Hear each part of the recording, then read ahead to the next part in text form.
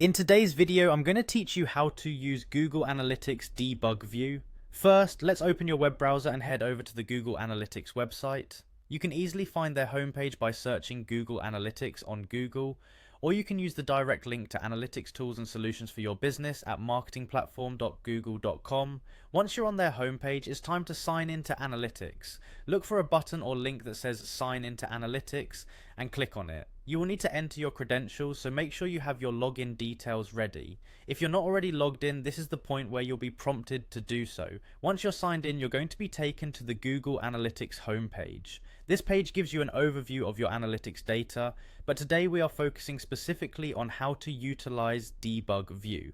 Now that you're on the homepage, the next step involves accessing the settings. You can find the settings option by navigating to the bottom left corner of your screen. Click on admin to proceed.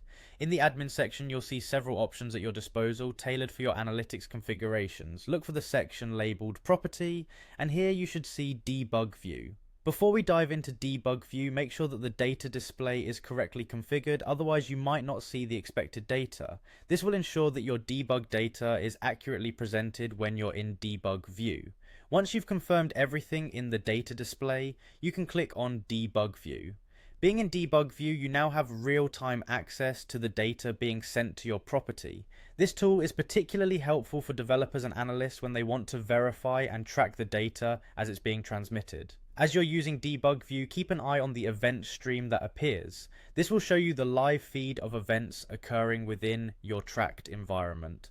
The debug view tool helps to easily identify and troubleshoot any issues with data tracking by showing you the incoming events and how they're being processed in real time. As you work with debug view, remember that having the Google Analytics debugger extension for Chrome can be quite useful.